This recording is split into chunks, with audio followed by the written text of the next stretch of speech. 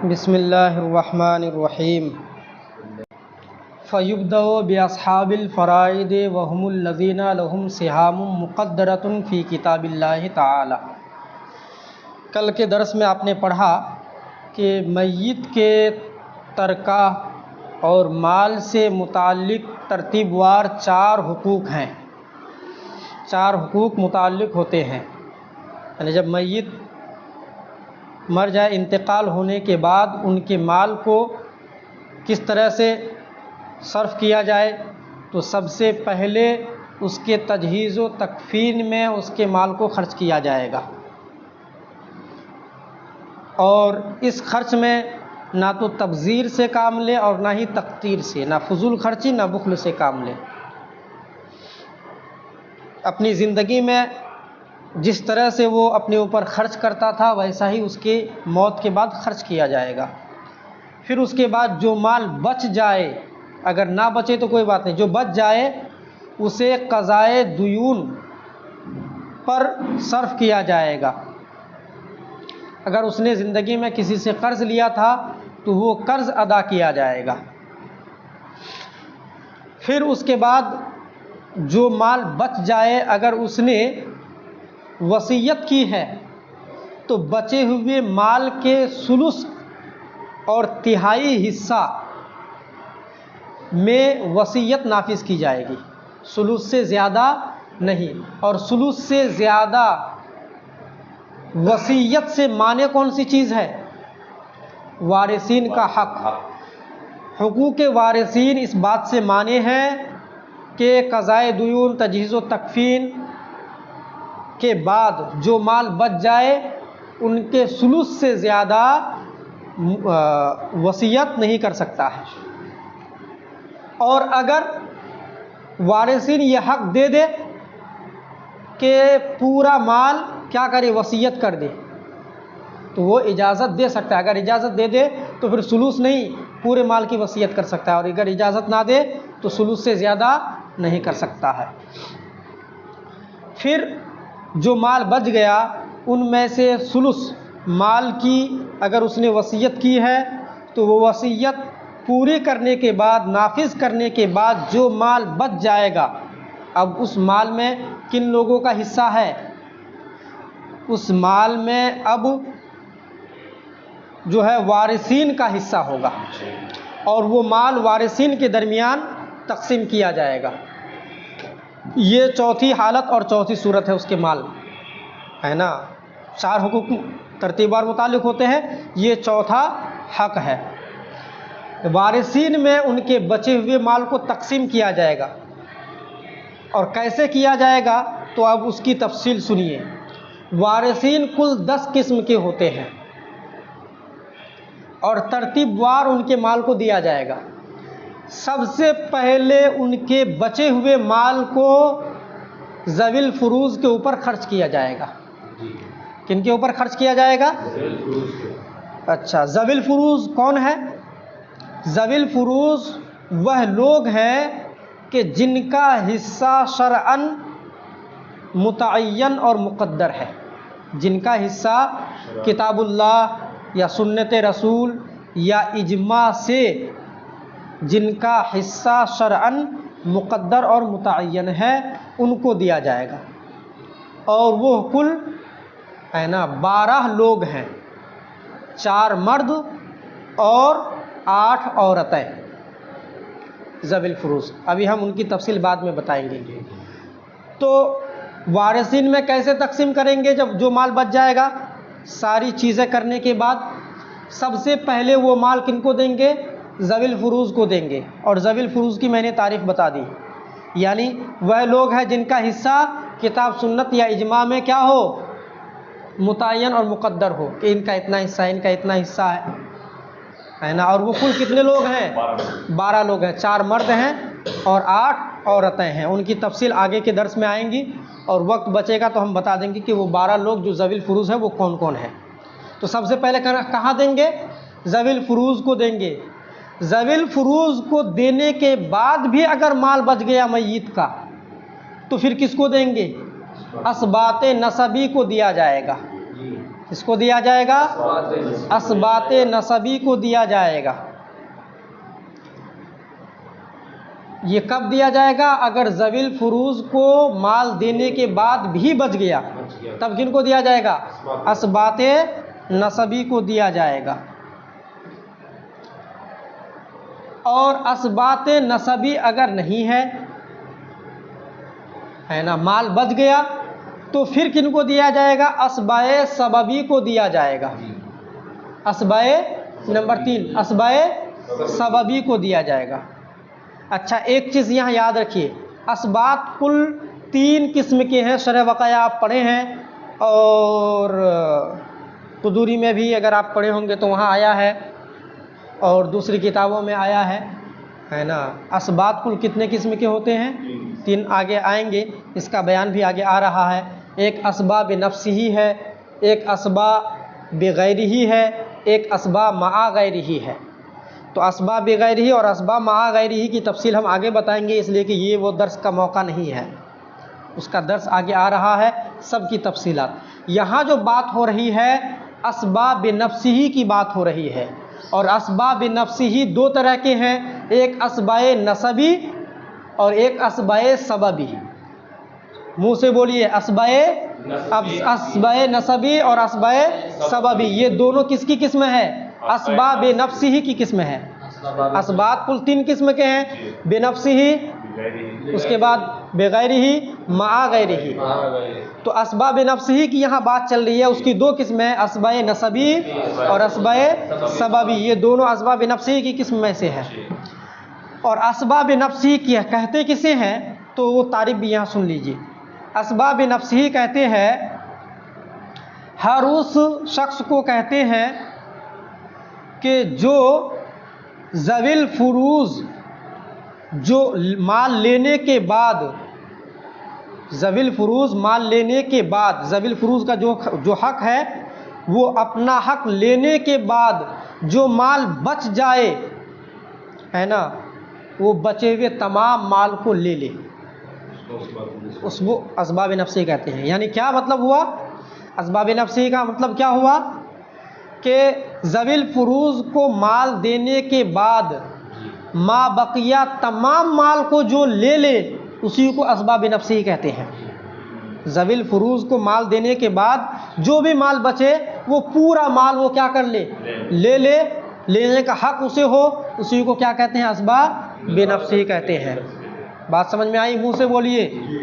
ज़विल फुरूज को माल देने के बाद या उनका हक, जो बचा हुआ माल हो, वो पूरा माल ले ले, उसको क्या कहते हैं? असबाब नफ्सी। और अगर ज़विल फुरूज है ही नहीं, ज़विल फुरूज है ही नहीं और असबाब नफ्सी तन्हा है, तो वो पूरा माल ले ले, तो उसको क्या कहते हैं?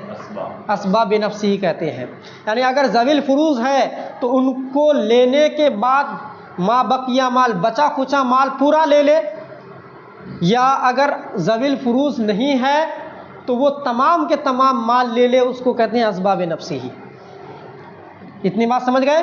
असबाब की कुल 3 किस्में मैंने बताई, और यहाँ बहस किसकी चल रही है? असबाब नफ्सी की चल रही है। और असबाब नफ्सी की 2 किस्में हैं, असबाए नसबी और असबाए सबबी, दोनों हैं, लेकिन तरतीब में मुकद्दम कौन है? नसबी, फिर उसके बाद कौन है? सबबी। फिर हम दोनों की वजाहत कर रहे हैं। और असबाब नफ्सी की तारीफ भी मैंने बता दिया। असबाब नफ्सी कहते किसे हैं? कि ज़विल फुरूज अगर हैं तो उनको माल देने के बाद जो बचा खुचा माल हो वो पूरा माल ले ले, या अगर ज़विल फुरूज नहीं है तो वो तमाम के तमाम सारा का सारा माल ले ले, तो उसको कहते हैं असबाब नफ्सी। तो हासिल कलाम क्या हुआ कि मय्यत के तजहीज़ व तकफ़ीन और क़ज़ाए दुयून और तनफीज़ वसाया के बाद जो माल बचेगा वो वारिसिन के दरमियान तकसीम होगा। और उसकी तफसील ये है कि सबसे पहले मय्यत के माल को, तरका को किनको दिया जाएगा? अगर ज़विल फुरूज हैं तो उनको दिया जाएगा। ज़विल फुरूज कुल 12 किस्म के लोग होते हैं, 4 मर्द और 8 औरतें। ज़विल फुरूज को देने के बाद भी अगर माल बच जाए तो उसके बाद वो माल कहाँ दिया जाएगा?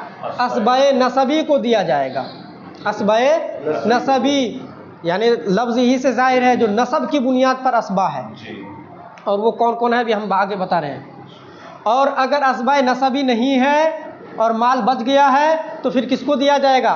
असबाए सबबी को दिया जाएगा। असबाए सबबी, असबाए सबबी का मतलब जो किसी सबब से असबा हो, यानी मौलल अताका, यानी मुअतिक। एक आदमी ने जैद को आज़ाद किया। जैद पहले किसी ज़माने में ग़ुलाम हो गया था, जैद को आज़ाद कर दिया एक आदमी ने, मसलन बकर ने आज़ाद किया, और आज़ाद करने वाले को कहेंगे मुअतिक और जैद को कहेंगे मुअतक, यानी जिसको आज़ाद किया गया। तो जैद को जो आज़ाद किया, उसके बाद उसने बहुत सारा माल कमाया, सब कुछ कमाने के बाद अब जैद का इंतकाल हुआ, जैद का इंतकाल हुआ और उनके असहाबे फ़राइज़ ज़वील फ़राइज़ लोग हैं। तो जैद का माल सबसे पहले किनको देंगे? उनके ज़वील फ़ुरूज़ को देंगे। ज़वील फ़ुरूज़ को देने के बाद जो माल बचेगा तो हम कहाँ जाते? असबाए नसबी को, नसबी असबात को, बेटा वगैरह को देते, लेकिन उसके असबाए नसबी है नहीं, तो अब कहाँ देंगे? जो माल बच गया है, जिसने उसको आज़ाद किया था बकर, उसको कहेंगे असबाए सबबी, मौलल अताका, यानी जिसको आज़ाद किया उसका आका, जो आज़ाद हुआ है उसका आका। तो वो बकर जो होगा उसी को क्या कहेंगे? असबाए सबबी, आज़ाद करने की वजह से वो उसका असबा हुआ है, उसको दिया जाएगा। और अगर वो भी नहीं है, माल बच गया है, तो फिर किसको देंगे? असबाए नसबी के असबात को देंगे। अगर असबाए सबबी भी नहीं है, माल बच गया है, तो किसको देंगे? असबाए नसबी के असबात। असबाए नसबी कह रहा हूँ, असबाए सबबी के असबात को देंगे, नसबी तो है नहीं। सबसे पहले ज़वील फ़ुरूज़ को दे दिए जैद का माल, देने के बाद बच गया, अगर असबाए नसबी है तो उसको दे दिए, असबाए नसबी है तो आगे माल जाएगा ही नहीं, यहीं पे ख़त्म हो जाएगा, पूरा ले लेगा वो। और अगर असबाए नसबी नहीं है तो उसके आज़ाद करने वाले असबाए सबबी को देंगे। और अगर आज़ाद किसने किया था? बकर ने किया था। और अगर असबाए सबबी भी नहीं है, मर गया है वो, अब असबाए सबबी के क्या है? असबात है, असबाए सबबी के असबात है। बात समझ में आई? कौन है असबाए सबबी के? तीसरे नंबर पर, ये चौथे नंबर पर असबाए सबबी के असबात को देंगे।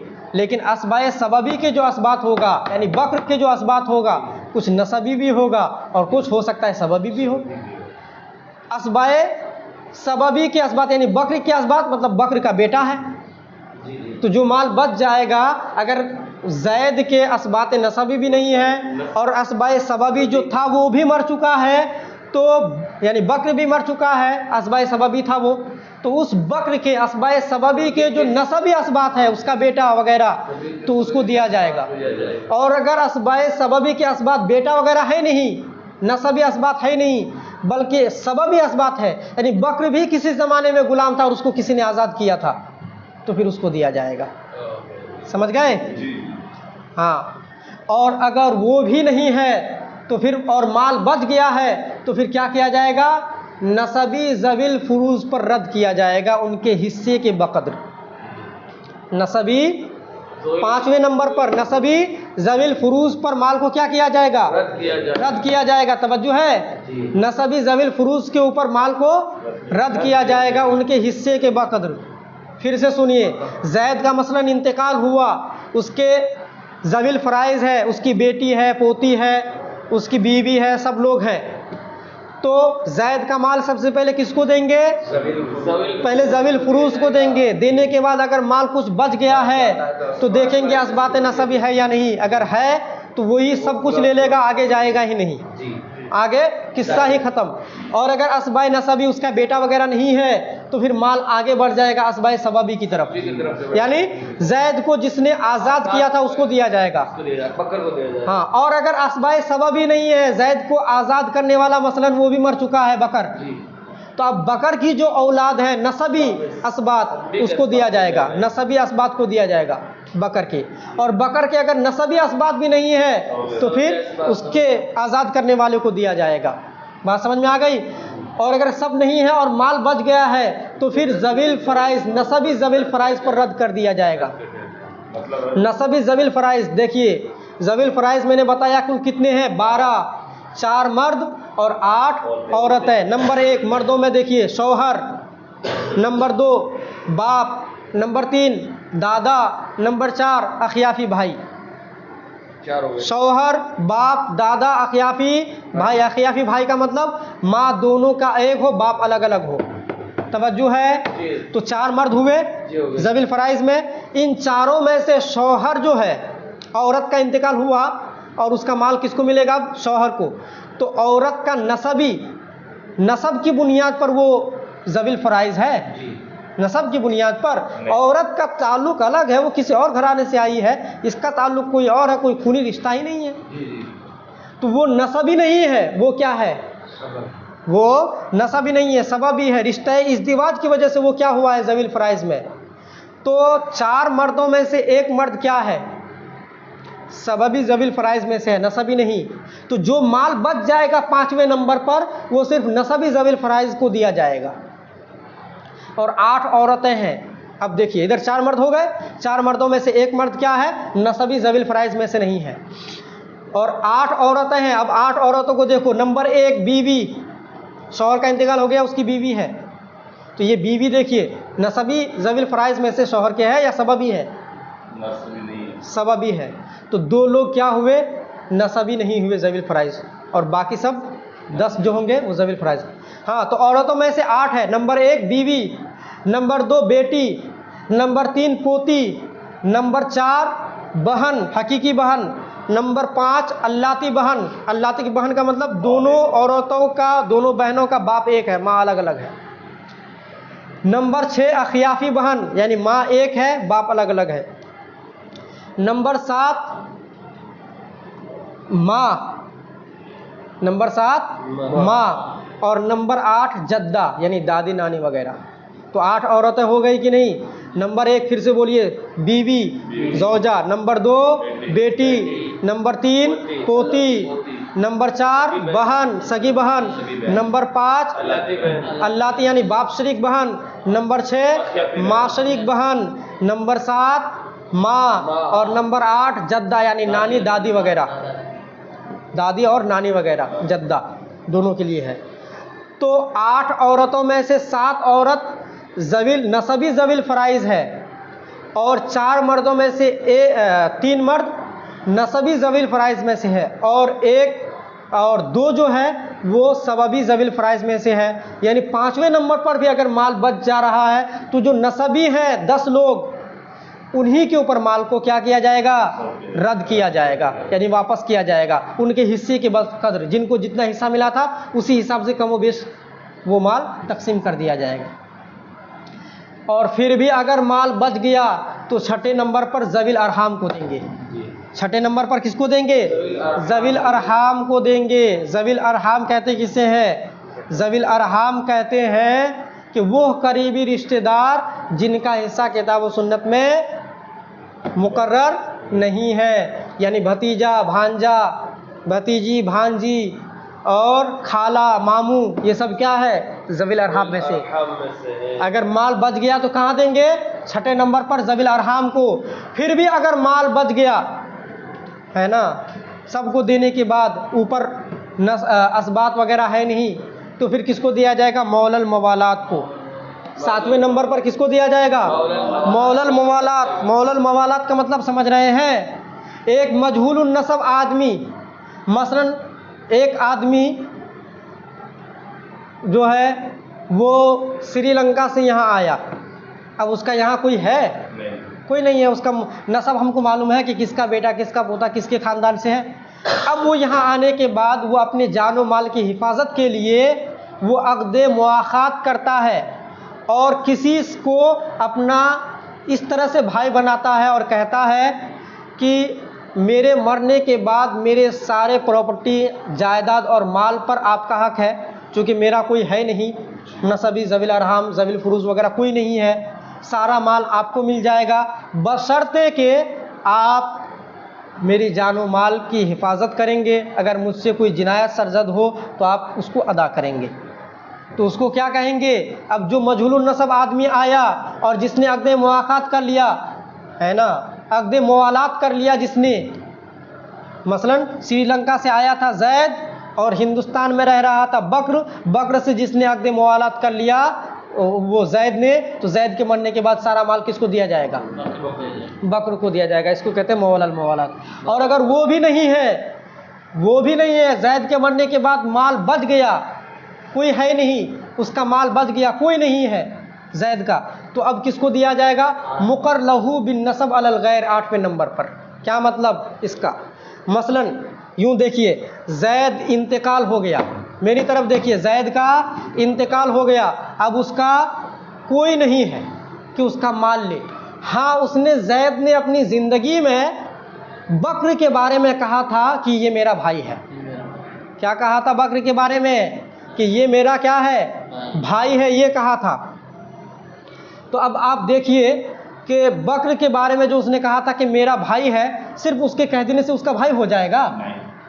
क्यों? इसलिए कि जब वो दावा कर रहा है अपने भाई होने का, तो ये नसब वो अपने से जोड़ रहा है या किसी दूसरे से जोड़ रहा है? अपने से नहीं जोड़ रहा है, ये नसब वो अपने बाप से जोड़ रहा है। और बाप उस वही है बेनफ्सी या गैर है?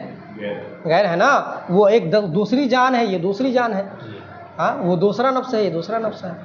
तो वो जब भाई कह रहा है, इसका मतलब मेरे बाप का बेटा, भाई कह रहा है तो मेरे बाप का बेटा, तो वो रिश्ता जोड़ रहा है, नसब जोड़ रहा है जैद अपने बाप से। अपने बाप से जब जोड़ रहा है तो उसके कहने से तो नसब साबित नहीं होगा जब तक उसका बाप इकरार ना करे कि हाँ मेरा बेटा है। ठीक है, उसके बाप ने इकरार नहीं किया, उसका बाप पहले ही मर गया था।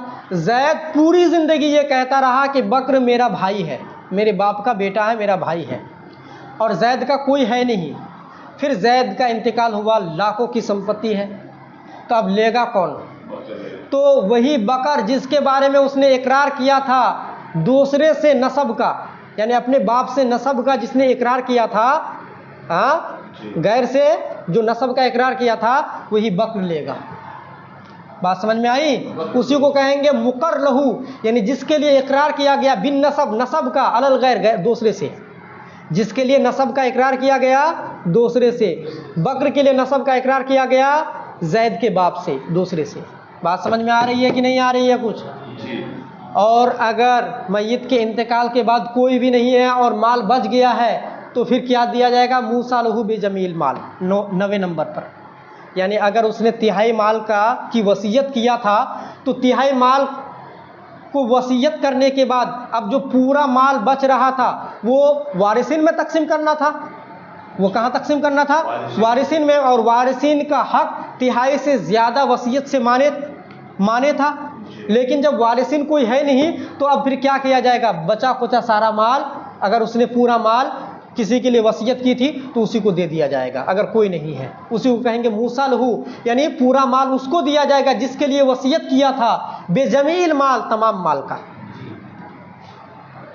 और अगर तमाम माल का किसी के लिए वसीयत नहीं किया और माल फिर भी बच गया, तो फिर अब माल दिया जाएगा बैतुल माल में। कहाँ दिया जाएगा? 10वें नंबर पर बैतुल माल में दिया जाएगा। लेकिन इस ज़माने में मुताख़िरीन उलमा ने फरमाया कि अब चूँकि वो दौर नहीं रहा, इसलिए अगर माल बच जाए और कोई ना हो, तो अगर मियाँ बीवी में से, शौहर और बीवी में से कोई एक हो, तो उसी के ऊपर रद्द कर दिया जाएगा, सारा माल उसको दे दिया जाएगा। और अगर वो भी ना हो, तो फिर किसी फलाह बहबूद और इस्लामी काम में उस माल को सर्फ कर दिया जाएगा। बात समझ में आई? तो वारिसीन 10 किस्म के हैं। मय्यत के माल से मुतालिक 4 हुकूक वाबस्ता होते हैं। सबसे पहले उसके, मेरे साथ बोलिए, तजीज़ो तकफीन में माल को खर्च किया जाएगा। तजीज़ो तकफीन में खर्च करने के बाद जो माल बचेगा उससे दैन और कर्ज अदा किया जाएगा। फिर भी जो माल बचेगा उसके तिहाई हिस्सा से वसीयत पूरी की जाएगी। फिर भी अब जो माल बच गया, अब ये वारिसिन के दरमियान तकसीम किया जाएगा।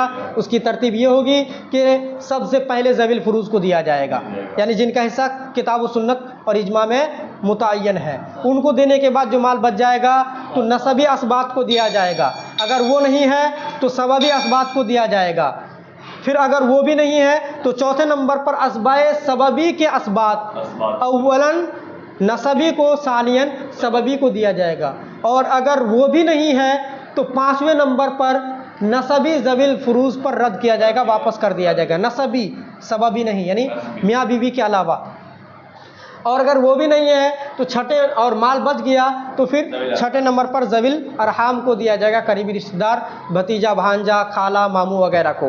वो भी नहीं है तो फिर मौलल मवालात को दिया जाएगा, जिससे अक़्द मवालात किया है, मैंने बता दिया। तो वो भी नहीं है तो फिर मुक़ल्लहु बिन नसब अलल गैर को माल दिया जाएगा। वो भी नहीं है तो मूसालहु बिजमील माल पर माल खर्च किया जाएगा, जिसके लिए वसीयत किया था उसको पूरा माल। वो भी नहीं है तो बैतुल माल, और इस ज़माने में मियाँ बीवी में से कोई अगर है तो उसको पूरा माल दे देंगे।